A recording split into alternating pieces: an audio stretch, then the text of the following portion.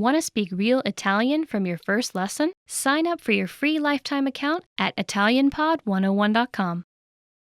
Hi guys, ciao ragazzi, sono Desiree, I'm Desiree, and today I'm gonna tell you 10 phrases to amaze native speakers.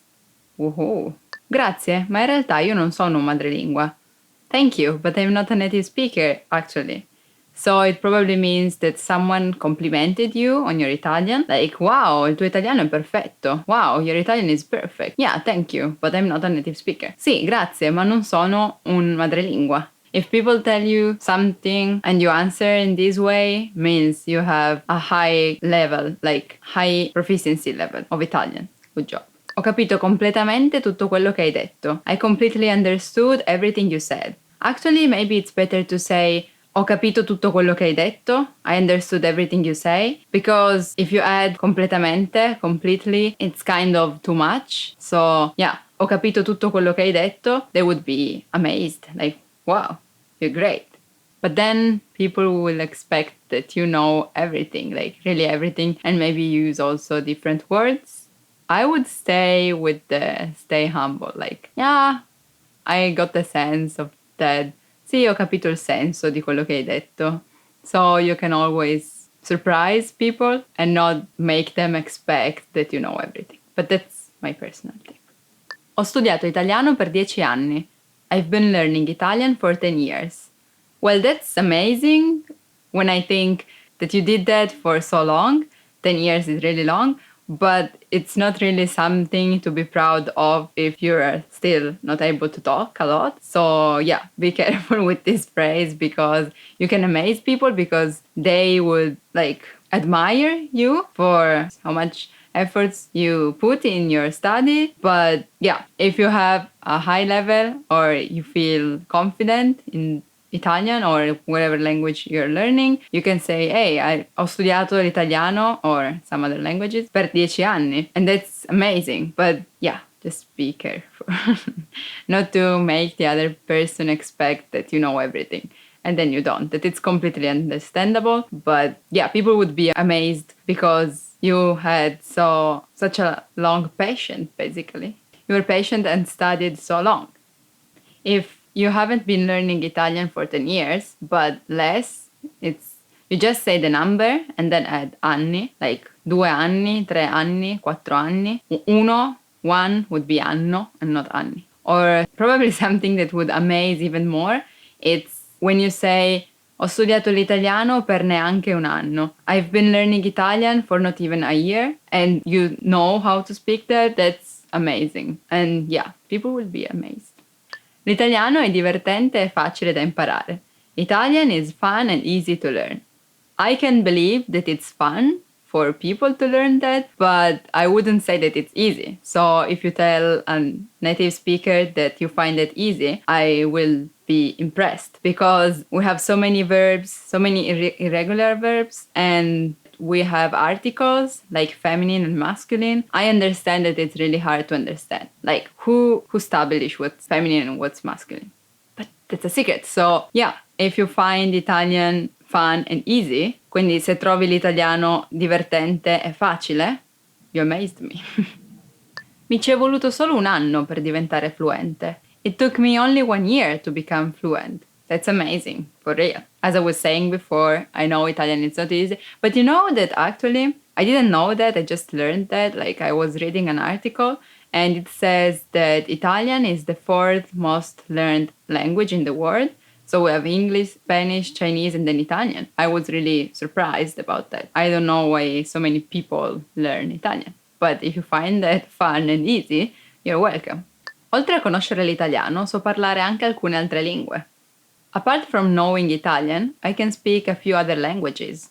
Yeah, that's great. But it always depends on, like, if you can say, hey, how are you in 20 languages, that it's amazing. But, like, to amaze people, you need to have a high level. So, in my opinion, at least in my case, I would say that studying 2 languages at a time, it's already enough.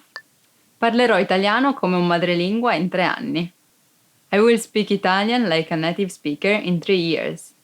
But if you're not that confident, maybe don't say that because people will expect you to do that. Maybe people will be like skeptical and be like, oh, really? And how are you going to do that? Tell me, you master, Italian master. If you really know that you can do that, like maybe you are going to study abroad in Italy, staying there, spending there 2 years, also maybe one if you studied a lot before, I'm sure you will be fluent. So you can say that, but don't use it too much. Don't be overwhelming. If you want to say something not so strong, maybe you can say vorrei parlare italiano come un madrelingua in 3 anni. I would like to speak Italian like a native speaker in 3 years. And that's more acceptable.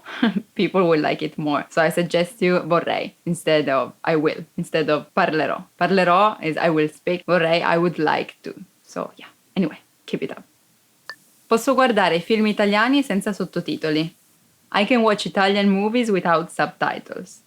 That's amazing for real. How many times did I say amazing in this video? Anyway, well, actually, maybe it can be helpful to do that because you pay more attention on what they do and you're not like, oh, it's okay, anyway, I can read the subtitle. No, you need to focus on what they say. And especially for Italian movies, Italian movies made by Italian actors, maybe that's also a good way to learn Italian because they use a lot of gestures and you can learn like how to say, I'm hungry. You do these on your stomach and it means I'm hungry, yeah. Or these, can we go? Yeah, so if you watch Italian movies, it's a good way to learn fun things actually and to learn Italian idiomatic expressions maybe. So yeah. That's a good phrase to amaze people, but also a good thing to do to learn, actually, Italian. Posso memorizzare circa 50 nuove parole italiane al giorno. I can memorize around 50 new Italian words a day. That's a lot, like 50. Whoa. No, I would never be able to. But if you can, do that. And yeah, tell that to people, but that means that like in 1 week, you will have 350 new words. Yeah, if you don't manage to memorize so many words in a day, maybe you can change the number and say, for example, posso memorizzare circa 10 nuove parole italiane al giorno. I can memorize around 10 new Italian words a day. And that's cool too. I mean, as long as you can keep it every day, it's great. I would say it's not about how many words you learn, but how many times you do that. Like if you really manage to do that every day, you're basically done. You will manage to be fluent in no time. Keep it down, and then if you can make more, that's even great. Better, but still be humble if you manage to. Sto imparando l'italiano tutto da solo. I'm learning Italian all by myself. Wow. Again, wow. How do you learn a language by yourself? If you're not attending lessons, you can watch videos online, like you are doing now, or read books, grammar books, but also normal books.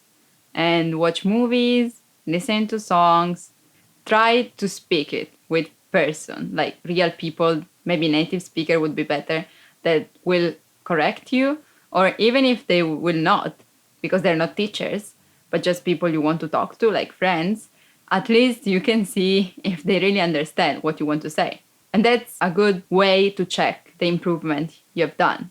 That was it for the 10 phrases to amaze native speakers. I hope you get to the point where you can say one of them proudly soon, and I'm happy if I can help you just a little. So comment if you want to tell me something, and remember to subscribe. Bye bye, see you soon. Ci vediamo. Hi everybody, Marika here. Welcome to Ask a Teacher, where I'll answer some of your most common Italian questions. The question for this lesson is, what does it mean when people say that Italian is a Romance language? Well, in this case, romance probably isn't the kind of romance that you're thinking of, with hearts, roses, and people falling in love. Romance actually refers to a family of languages. The Romance family is originally from Western and Southern Europe. For example, you might have noticed that Spanish and French are very similar to Italian, especially when they compare to other languages. You are seeing the family resemblance. They are all Romance languages, and their common ancestor is Latin. Latin is an ancient language, and it's no longer widely used as part of public life. Latin emerged on the Italian peninsula as early as the 8th century BC. After the collapse of the Roman Empire, some 12 centuries later, vernacular forms of the language were given new space to develop.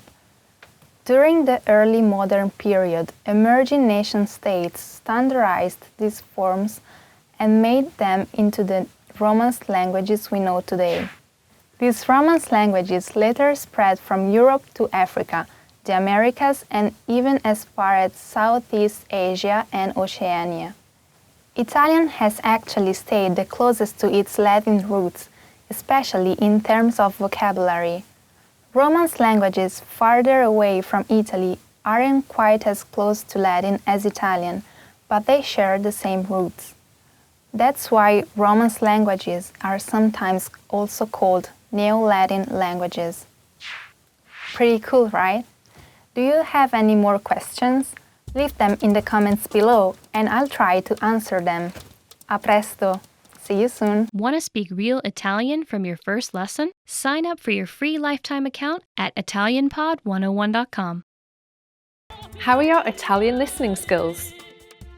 First, you'll see an image and hear a question. Next comes a short dialogue. Listen carefully and see if you can answer correctly. We'll show you the answer at the end. Alla TV stanno trasmettendo le previsioni del tempo. Qual è il tempo previsto per la settimana prossima? Ecco le previsioni meteo per la settimana prossima. Nella prima metà della settimana in generale avremo molti giorni di sole, anche se di tanto in tanto potrebbe essere nuvoloso. Nella seconda metà della settimana è probabile che le nubi si diffondano e che piove in alcune località. A metà settimana, quando il tempo inizierà a peggiorare, ci saranno alcuni temporali. La temperatura massima sarà nella media annuale e raggiungerà circa 20 gradi nella prima metà della settimana, mentre nella seconda metà calerà a livelli inferiori alla media, raggiungendo i 18-15 gradi. La temperatura minima continuerà ad essere pari a 7-8 gradi, quindi leggermente inferiore rispetto al normale. Domani sarà una domenica soleggiata e quindi un tempo perfetto per un giorno di vacanza. Qual è il tempo previsto per la settimana prossima?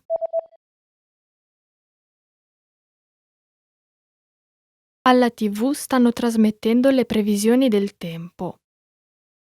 Qual è il tempo previsto per la settimana prossima? Ecco le previsioni meteo per la settimana prossima. Nella prima metà della settimana in generale avremo molti giorni di sole, anche se di tanto in tanto potrebbe essere nuvoloso. Nella seconda metà della settimana è probabile che le nubi si diffondano e che piove in alcune località. A metà settimana, quando il tempo inizierà a peggiorare, ci saranno alcuni temporali. La temperatura massima sarà nella media annuale e raggiungerà circa 20 gradi nella prima metà della settimana, mentre nella seconda metà calerà a livelli inferiori alla media, raggiungendo i 18-15 gradi. La temperatura minima continuerà ad essere pari a 7-8 gradi, quindi leggermente inferiore rispetto al normale. Domani sarà una domenica soleggiata e quindi un tempo perfetto per un giorno di vacanza. When learning a new language, it's easy to think, I don't think I'm making any progress. What if I never reach my goals? We all get these thoughts from time to time. But are they worth being scared of? What are the fears language learners tend to have the most? And how can you learn to overcome them? Here are the top 4 language learning fears, according to our users. Number 1. I'm not good enough to start speaking yet. This is a pretty common fear or misconception that most learners have.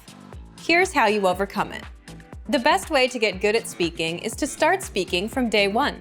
You need to open your mouth and just start talking. If you think you're not good enough, just focus on the lines you want to say. Number 2, I'm afraid I'll never be fluent. You've got to set small, specific goals. Make daily goals, like having just a 5-minute conversation. As these small goals add up, you'll be speaking more comfortably. Number 3, I'm not making any progress. There are 2 things you can do right now. Use the dashboard to track your progress. Our dashboard shows how much you've accomplished. Or try a harder lesson on our website. The lessons come with line-by-line translations, and the hosts explain everything. Now you can understand something you didn't minutes ago. Number 4, I'm afraid of not understanding anything I hear. This fear can occur when you hear advanced grammar and vocabulary and it just goes completely over your head. To beat this, simply read along with our line-by-line tool. It's the best way to instantly understand advanced conversations. Translations and scripts are right in front of you. For real-life situations, learn useful phrases such as, "Can you say it more slowly? I don't understand." There's nothing wrong with saying that you didn't understand something. So, these are the top 4 fears and how to overcome them. Luckily, we also have the perfect tools available to help you conquer your fears. Sign up for your free lifetime account, no credit card required, and you'll get the best free online resources. Don't let your fears stop you. Start learning now.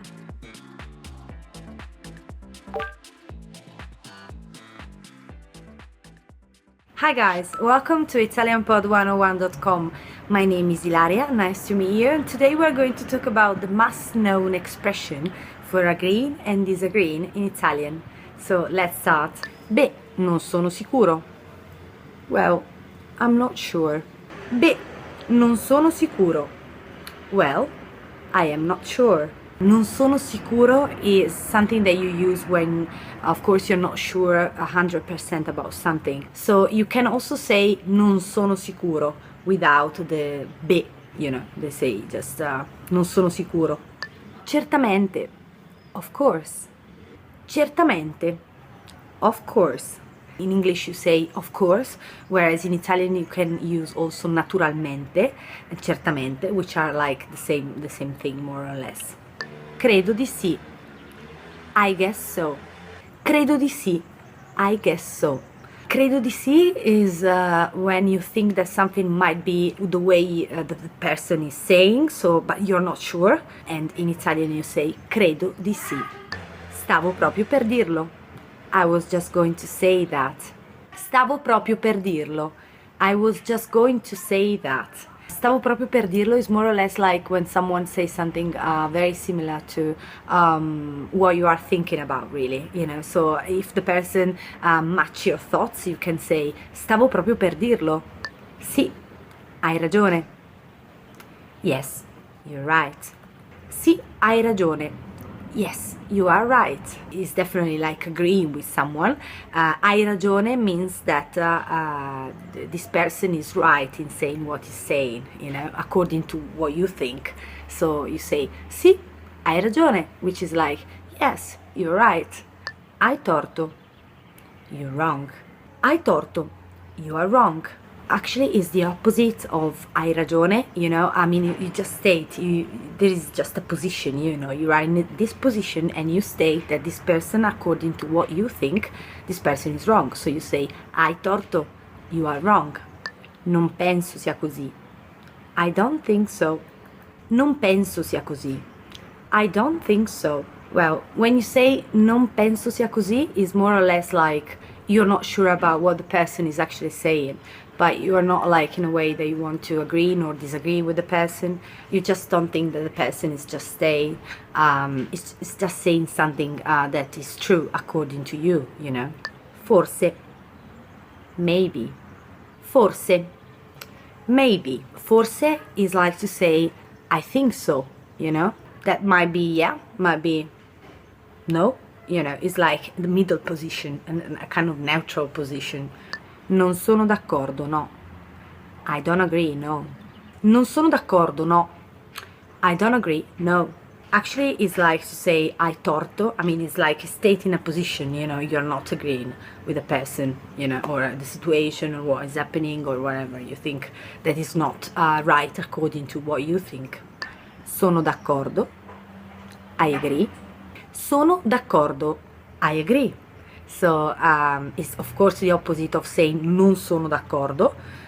Sono d'accordo means that you agree with what the person is actually saying. With this word, we actually reached the end of our lesson for the must know expression for agreeing and disagreeing in Italian. Thanks for watching. Please subscribe, watch our channel, give us some tips and insights about what you want to know in our lovely Italian language. We will be always happy to help you improve in your Italian. Thanks very much for watching us, guys, and see you for our next lesson. Bye-bye. Take care. Want to speak real Italian from your first lesson? Sign up for your free lifetime account at ItalianPod101.com. You are at a train station platform where you are waiting for your train. There's a small pamphlet sitting on a display case about a new train that will be introduced next year. You decide to pick up and read the pamphlet. What is the main feature and the biggest advantage of the new train?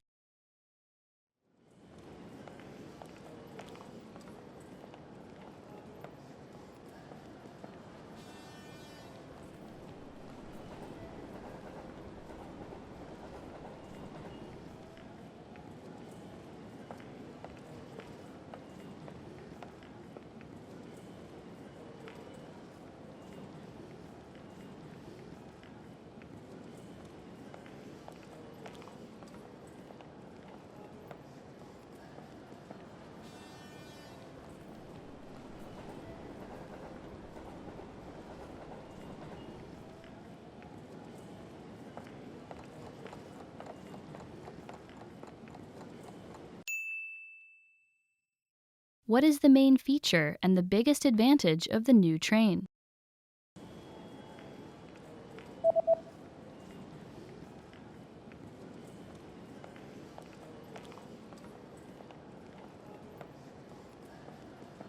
The main feature is that the train is propelled by magnetism.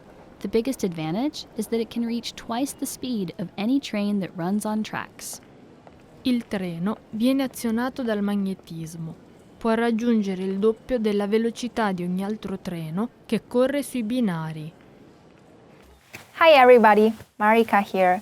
Welcome to Ask a Teacher, where I'll answer some of your most common Italian questions.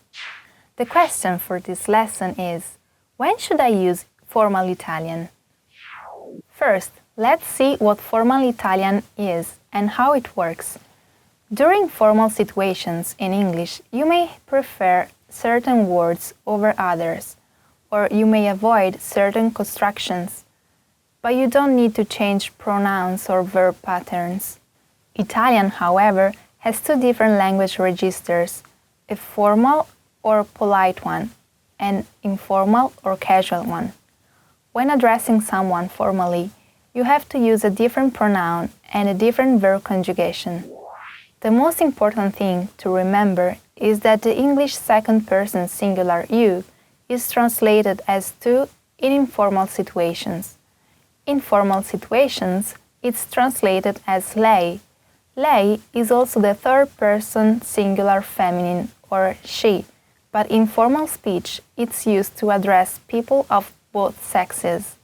So, if you are formally addressing a man using lei, make sure that the related verbs or adjectives are in the masculine form. Let's see an example. If you want to ask, how are you in Italian? You have two options. Tu, come stai, is informal speech, and lei, come sta, is formal speech. Subject pronouns can often be omitted because the verb endings reveal the subject, so it's vital to conjugate the verbs accordingly. Here's another example. Mario, sei andato in vacanza? Which means, Mario, did you go on vacation? This is casual Italian. Mario è andato in vacanza also means, Mario, did you go on vacation? But it's polite. You may want to use the first one with a friend of yours and the second one with someone much older than you. Now, back to the original question. When will you need to use informal Italian? Usually, Italians tend to be friendly and informal, so they often avoid using formal speech, especially among young people. However, polite Italian is better when you meet someone for the first time or when speaking to older people or to someone in a higher business position than you. In the past, it was common to use voi, which is the second person plural pronoun, as a formal way of addressing someone. Nowadays, lei is the standard formal pronoun, but you may happen to hear also voi in some parts of southern Italy. Pretty interesting, right? If you have any more questions, please leave a comment below. A presto! See you soon!